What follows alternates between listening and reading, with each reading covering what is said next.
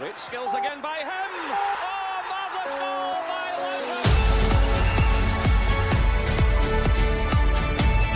Welcome to the Rangers Journey.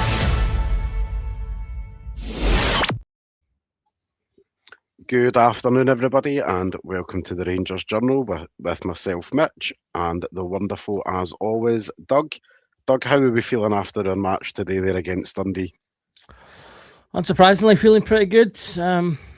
I got exactly what I wanted from today. A good win, albeit maybe slightly late to the comfortable aspect of it. And I got the result I wanted in the other game today as well. So I am very happy. That's it, Doug. I think it feels like a very big afternoon, doesn't it? It does. We were talking in the pre-match that this was a key weekend in the title race, regardless of what the outcomes were. It was just a case of which directions were the pendulums going to swing. For us, it was just a case of keep the run going, get the win, and no matter what happened in the other game, it would be a positive for us.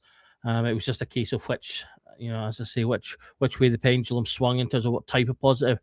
And as I say, for me, I wanted a draw in the other game.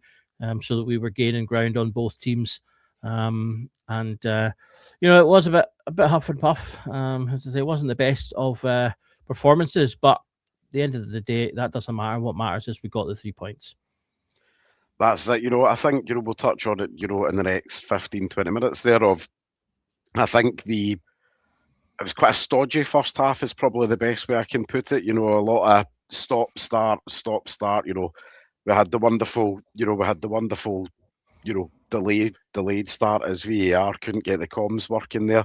Somebody hadn't put 50p in the meter there to get the connection going. But, I think overall, it was the first half to forget. What do you think, Doug?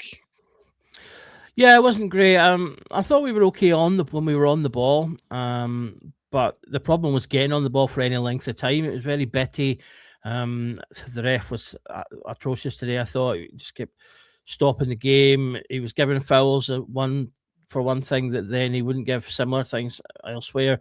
And the game, as I say, was just kind of broken up and bitty, and so we couldn't really get into a rhythm at all. And that, like you say, kept it kind of stodgy throughout the first half. But I did think there were signs. Like I say, when we were on the ball, I thought we were okay, and it was one of those. If we could just get that last pass right, then maybe things would click. But it just didn't quite work that way, and obviously we went in without having much excitement. That's it. I think, as you say, the opening 20 minutes, stop, start, bitty fouls here, bitty fouls there. But I think, in the lineup there, obviously for today, we had obviously Skivolson and we had Chukwani, and they're making their first starts for the club. Obviously, in Chukwani's case, his second appearance for the club. What do you think you took away from their performances in the first half there, and overall, before they came off the pitch, Doug? Well, I can answer Arafel Lawson's question here. I thought Chukwani had a really good game today. For his home debut, his first start. Olsen was a little bit quieter. He did have some nice touches, and I think showed some signs. But Chukwani, I think, was the one that really came out of the game best of the two. I thought he was really solid on the ball. He looked strong. He had some good passing back and forth and things as well. So good signs from both, but certainly from Chukwani, I think he looks like he's going to be a really solid addition to the midfield. I think Chukwani proved that he's not just a big battering ram in there. I think we've seen a lot of one-touch passes and stuff like that, which I think he looked really, really comfortable on the ball, and he looked like he was given the direction to the likes of Jayden Magoma, telling him where he wanted him to go. And I think that's something that at points this season, I think for myself, we've lacked, is that bit of leadership and direction from midfield. Somebody that's not afraid to bark out a few orders and say, I want you here and I want you there. But I think, we've seen it, again, really, really comfortably with him of, those one touches and just that lovely bit of movement that he's got there as well. Yeah, and that's something that I think we'll need, because I think we will have more games like this before the end of the season, where Dundee were were stubborn. They were well organised. They were going man for man a lot of times throughout particularly that first half, and so they were getting joy from that. They were frustrating us. They kept the space tight, and as I say, we didn't quite have the creativity or the we couldn't quite stick that final pass to make things come together. And so, as I say, I imagine they'd have probably been quite happy going in at half time, having kept things at 0-0. That's it. I think the kind of biggest incident, if you like, in the first half was the goal that was chalked off, which I think most of us knew within about 2 camera angles that the goal was getting chalked off. I think the VAR check was more to make sure it hadn't come off the Dundee player himself, obviously. But again, it does just show you that aerial ability of Chukwani. He was big, strong in the air. I mean, offside by quite a comfortable distance, but it does just show you that maybe in set pieces it's not just the route one threat of aim for Manny's big head. We've got a couple of other options within the box now there as well, which I think it was pretty nice to see. Of again, that Scott Fry school of dead ball situations coming into effect. Yeah, we've a few spades to make a flush now. So like I say, a couple of people we can aim at, and he did look good at that. And I say I've no complaints about the decision. It was offside, and he was the one that got his head to it. And even if he hadn't, I think it probably would have been offside anyway. 'Cause had the defender put it in, I think they would have counted him as being active in play, so that might still count as being offside. But yeah, no problems with that. But yeah, like you say, it shows a good sign that he's another aerial threat we can add to our set pieces, which again today, were varied and changed up from set piece to set piece. So I think, as I say, I think we'll see more good from that as the season goes on. That's it. I think, again, not much I do. I think as the second half grew from the kind of half hour onwards, I think there wasn't an awful lot, going on that first half hour. We started growing into the game where it became much less stop-start, and as we mentioned earlier on, stodgy. I think we started growing into the game and kind of taking the game by the scruff of the neck. I think that's kind of fairly safe to say. And thank you very much, Steve McCulloch. There, I promise you, it's not the hairy bikers that you've tuned into. It is, in fact, the Rangers Journal post match. The hairy post match, yeah. But yeah, I think obviously second half rolled around. There was a few tweaks to the system, a few tweaks to the shape, but more importantly, there was much more intensity. I think obviously, from essentially the first second there, as soon as the game kicked back off, Doug, I think we've seen a lot more urgency, a lot more energy, a lot more, quite clearly, maybe a couple of kicks up the backside and a couple of tellings off to get in the right position and move the ball faster. Something that kind of choked out a lot of the first half, didn't it? Yeah, that was what we were missing. As I said, we lacked a little bit of clinical passing, but also we just needed that little extra bit of tempo, that bit of urgency to move the ball quicker. Because that's ultimately for ourselves. We can afford to buy players that have generally better technical quality than most of our opponents, and so that's how we can beat teams that are well set up in defence, which nowadays is most teams. And so it's all about being aggressive, moving the ball quickly, moving yourself quickly, to create spaces, to make defenders have to double think and go, oh, am I going to go over here? Am I going over there? Do I follow this ball? What do I need to do? And that speed and the brain, if nothing else, is going to be what gets you those spaces, and it paid off pretty much straight away. We, like you say, we picked up the pace. We were a bit more aggressive in the ball, and they were a bit more aggressive in the tackle, and a bit too aggressive in the tackle. That's it. That takes us up to the penalty incident itself, in which, Doug, I will not steal your thunder when it comes to a certain man of the moment, but cometh the hour, cometh the man. He steps up for his 100th goal for the club. You can't ask much more for a 100th league game meltdown. Sorry, there was mid reading a comment there. 100th league goal for the club. and I'll let you take the honours here, Doug. Yeah, I mean, obviously, I need no excuse to say good things about James Tavernier, but this is a player that year on year has added records to his personal tally. And I know people talk about personal tallies that don't matter, but this is a player you could stick him in almost any Rangers team, and he would be a key player. So many goals, and not. I think this indicates as well. We can obviously discuss how much he should or shouldn't be in the team these days. He's not the automatic starter that he once was, because his form does dip up and down. But I mean, that's 2 2 league games now in a row where he scored a penalty that's been important. He got the penalty against Aberdeen to put us 2-0 up and just make that game a bit more comfortable. And he gets the opening goal today in a big game on a pressure weekend where you need that experience, that person that can just be calm, who's done it before, who's been there before. And Tav's a great penalty taker.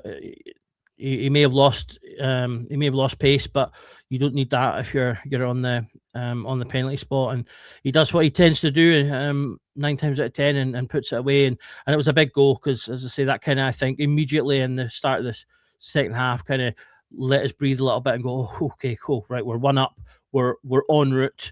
And I had hoped that we were going to kick on from there, but the half kind of continued as the first half did a little bit. But ultimately, it was big to get that goal, and until the very end, it looked like it was going to be the key goal as well.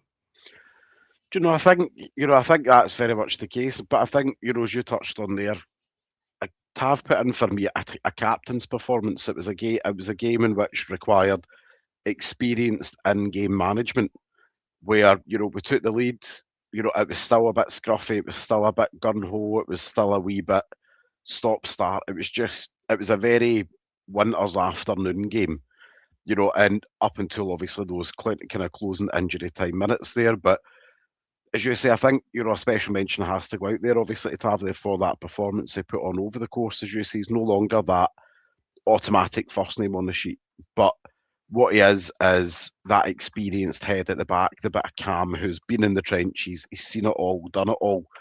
He's been to the bright lights, he's been to the big cities, and he's been to the small cities. And I think that's very much what the game needed. There's just that little bit of let's stay calm and do us. As the game progressed, obviously we've seen Nadim Bayrami come back in the team after his spell out, obviously injured, along with DJ Gassama coming in as well to the team. What did you make of the impact that they made, obviously, when they came on, Doug? Yeah, it was good seeing Bayrami back. He's a player we've talked a lot about. You're a fan, and I like him as well. He's been unlucky, I think, with injuries at the wrong times. But then with too many players that we say that kind of thing about. But yeah, he came on. I thought he did well, and as did Diomande, who I thought came in and did give the midfield a bit of a kick that when we were missing it. And as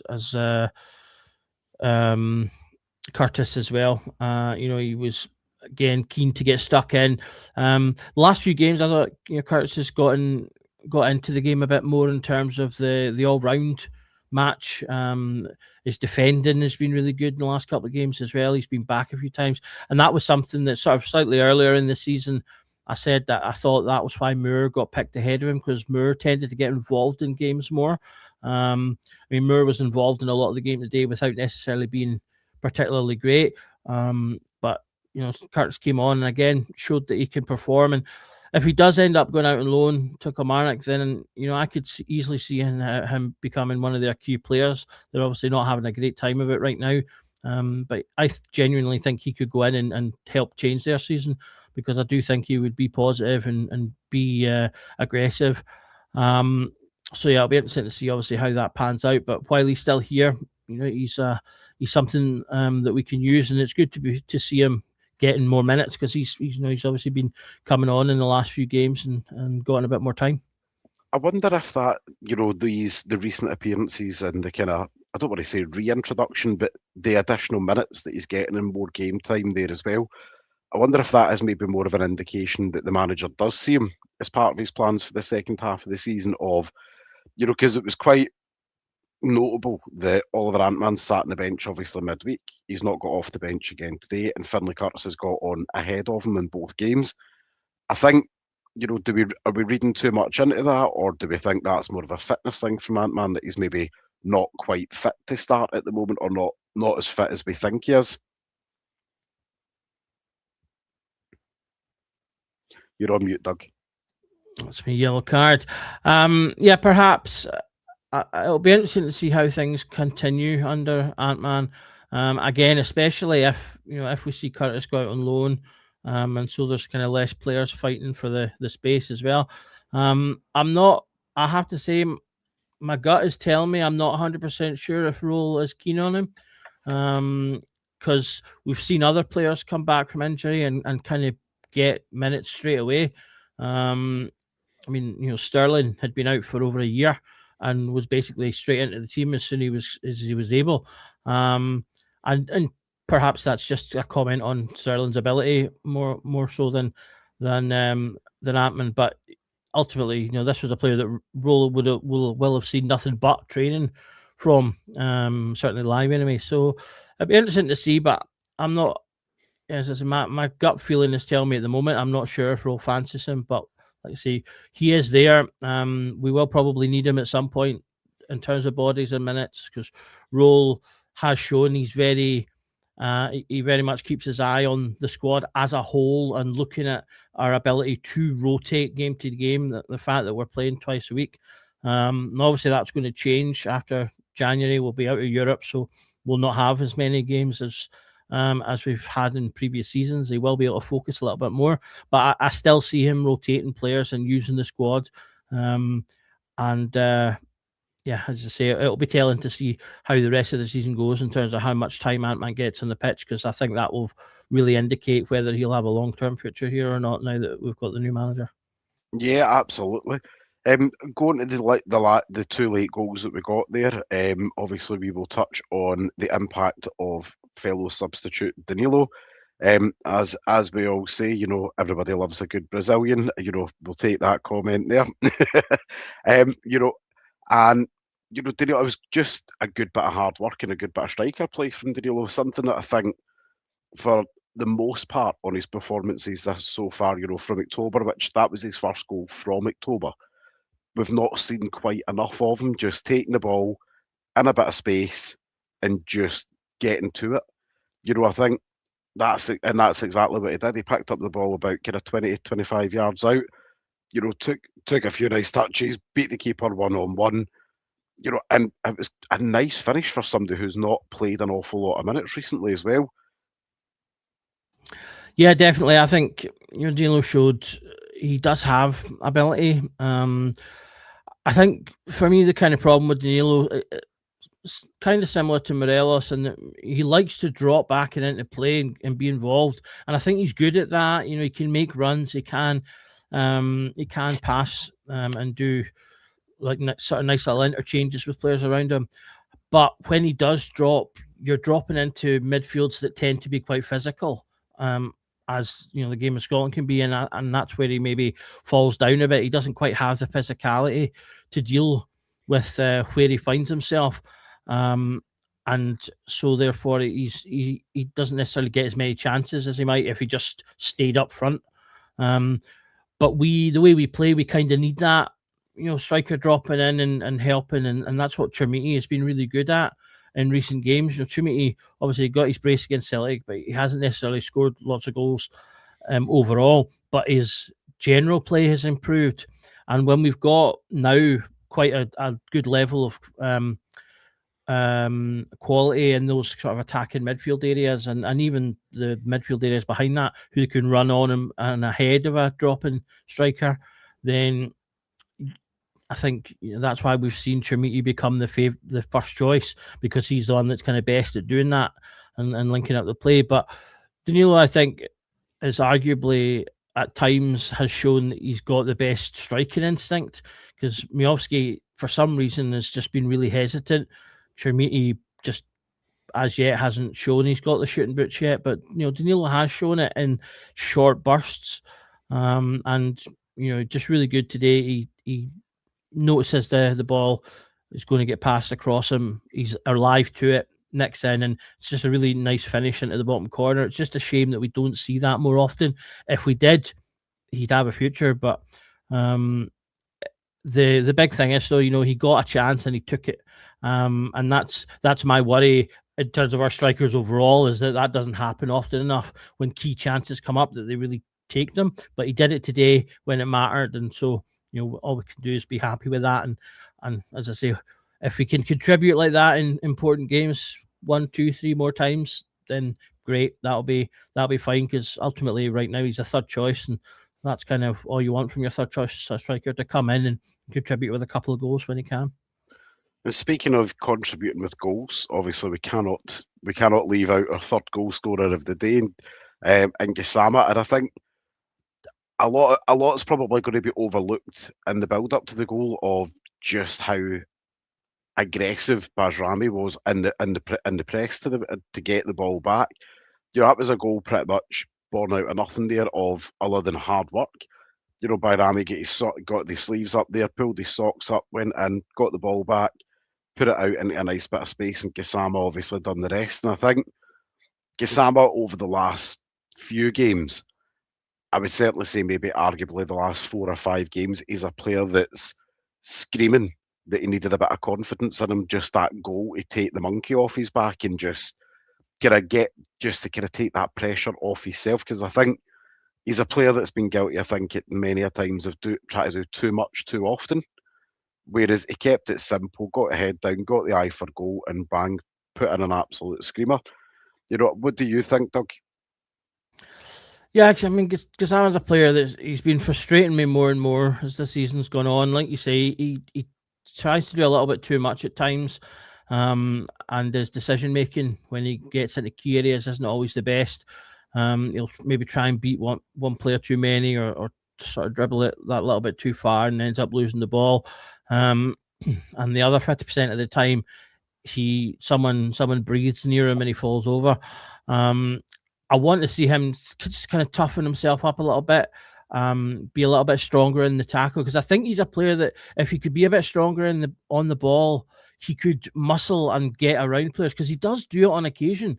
Particularly when he gets to the byline, he does have a tendency to actually, I'm just going to muscle my way through here and get into the box and do something. And he has done that. I'd like to see that more when he's actually further away from the box, because he seems to have a tendency to not, for some reason, look as strong. But he's clearly got ability, because he's getting to the point now. He's going to finish the season with a handful of goals, and they'll all have been screamers.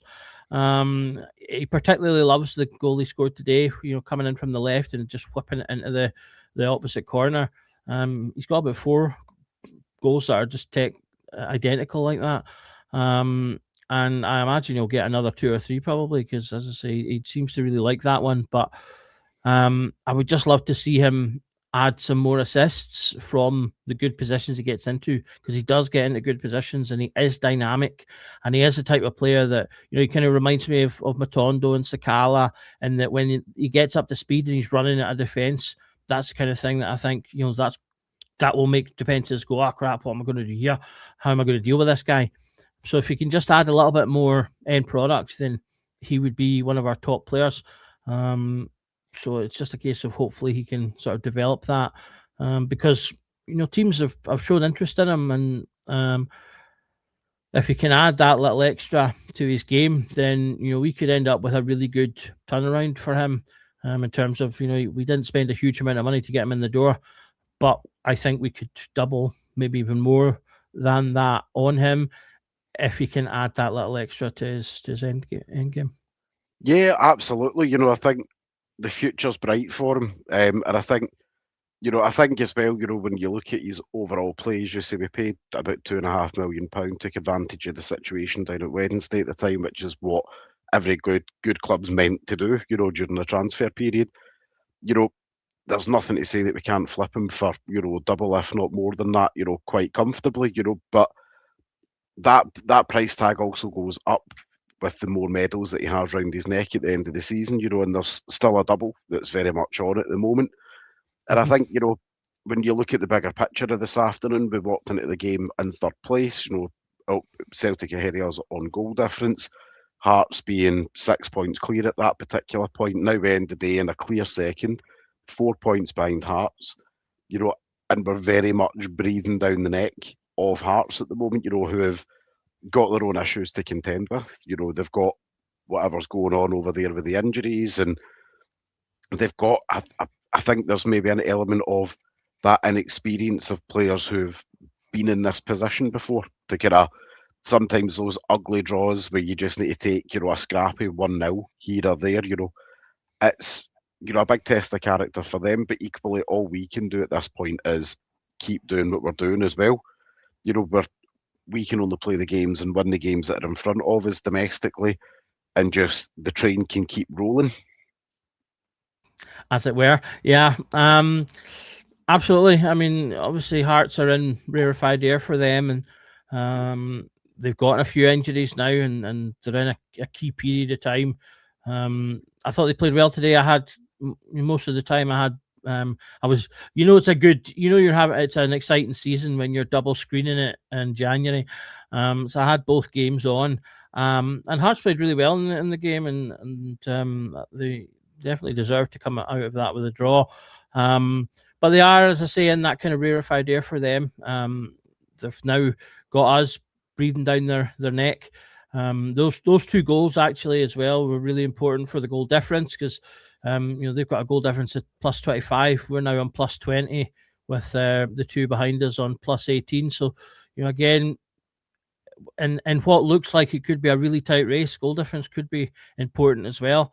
So it's good to as I say, get in that position. That's why, for me, that's why I was wanting the draw, because we've now leapfrogged into second, so we can now breathe down Hearts' neck. We can apply the pressure onto them, and we're also obviously have gotten closer to them. So they know if they lose a game and we continue to win. So it's only a 2-game swing now, and to be sitting here saying we're second in the league, playing well, 1-8 in a row. Is it 5 clean sheets in a row as well, and only a few points behind the league leaders. To be here from where we were is absolutely amazing. And we are, like you said, we're on a roll, no pun intended, and the momentum is there. So if we can keep going, we've got the new players to bring in, potentially another one or two to come into the squads yet as well. So everything's going well for us now. So we need to harness that. And again, this is when we'll need our experienced players like Tav, like people like Chukwani, who have recently won league titles. We'll need these players to help the players like Osama, like Asgard, that maybe like Magoma, that maybe haven't been, or that definitely haven't been in these types of positions, to weigh in and help and to keep us on this path. Because if we all we need to do is just keep winning game by game, keep winning, and as I say, come the end of it, where will either win a league or have come very close to having won one.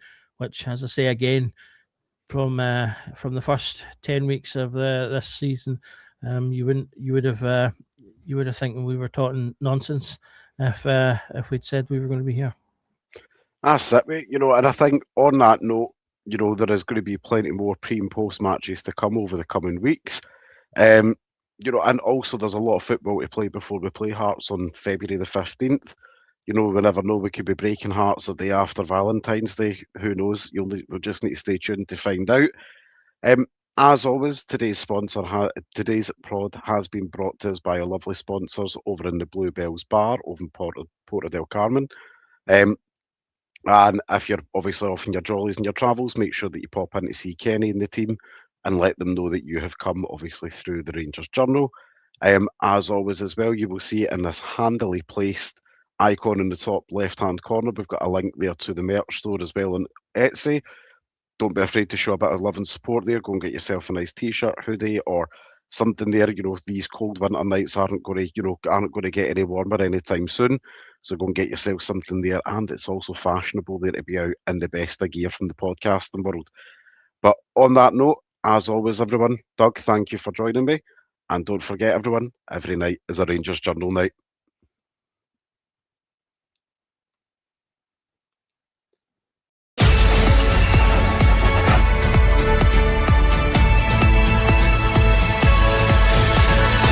Every night is the Rangers Journal night.